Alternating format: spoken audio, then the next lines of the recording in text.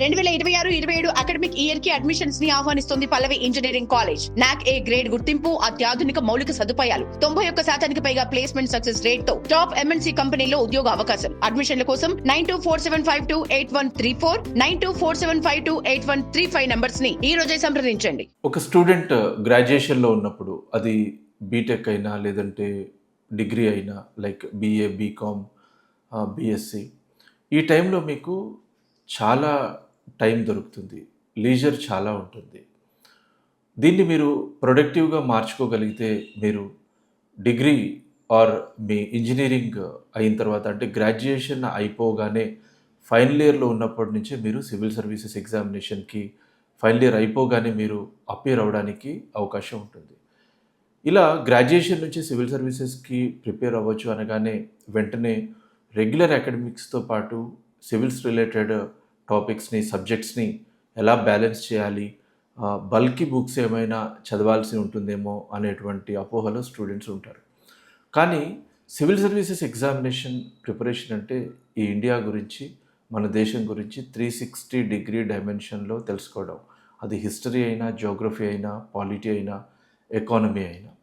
So మీకు రోజు ఒక 2 hours time or 1 hour time దొరికిందనుకోండి, మీ సివిల్స్ కనుక మీ లక్ష్యమైనప్పుడు ఐఏఎస్ ఆర్ ఐపీఎస్ ఇలాంటి వాటిలో ఈ సర్వీసెస్లో ఉండాలి అని మీరు బలంగా అనుకున్నప్పుడు, దట్టు వెరీ యంగ్ ఏజ్లో మీరు సర్వీసెస్కి రావాలి అనుకున్నప్పుడు ఖచ్చితంగా రోజు మీకు దొరికేటువంటి ఆ 1 hour 2 hours టైంని సివిల్ సర్వీసెస్ సబ్జెక్ట్స్ రిలేటెడ్గా మీరు స్పెండ్ చేయగలిగినట్టయితే, ఆ టైంని ప్రొడక్టివ్గా యూటిలైజ్ చేయగలిగినట్లయితే మీరు ఫస్ట్ 1 to 2 months, ఆ తర్వాత 3 to 6 months ఇలా గ్రాడ్యువల్గా మీ ప్రోగ్రెస్ని మీరే అబ్జర్వ్ చేయొచ్చు.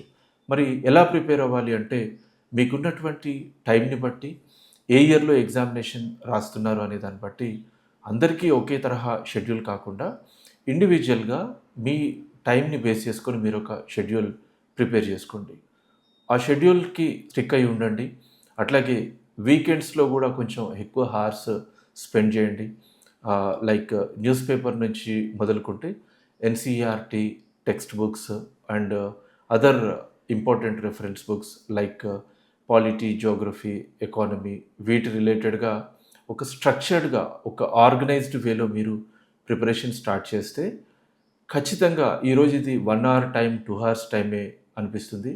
కానీ మీరు కొన్ని ఇయర్స్లో చాలా నాలెడ్జ్ని మీరు గెయిన్ చేయగలుగుతారు. ఈ ఎగ్జామినేషన్కి అవసరమైంది. వెంటనే గ్రాడ్యుయేషన్ ఫైనల్ ఇయర్లో ఉండగానే 21 years ఏజ్ లిమిట్, మీరు 21 years కనుక అటైన్ చేసినట్టయితే ఎగ్జామినేషన్ రాయగలుగుతారు. దీనివల్ల డిగ్రీ తర్వాత ఆర్ ఇంజనీరింగ్ తర్వాత ఏం చేయాలి అనేటువంటి సెకండ్ థాట్ లేకుండా ఒక గోల్ ఏర్పాటు చేసుకొని దానికోసమే మీరు ఫోకస్ చేయడం వల్ల ఒక గోల్ ఓరియంటెడ్ పర్సన్గా మారుతారు. మీకు ఒక డిసిప్లిన్ అలవాటు అవుతుంది. అన్నింటికి మించి వెరీ యంగ్ ఏజ్లో కెరీర్లో చాలా మంచి స్టేజ్లో ఉంటారు. సో మీకున్నటువంటి లీజర్ని ప్రొడక్టివ్ టైంగా మార్చండి. చిన్న చిన్న స్టెప్స్తోనే మీ ప్రిపరేషన్ స్టార్ట్ చేయండి. అది కూడా మీ ఇండివిజువల్గా మీకు సూట్ అయ్యే విధంగా దాన్ని మార్చుకోండి. ఖచ్చితంగా మీకు సక్సెస్ వస్తుంది. All the best.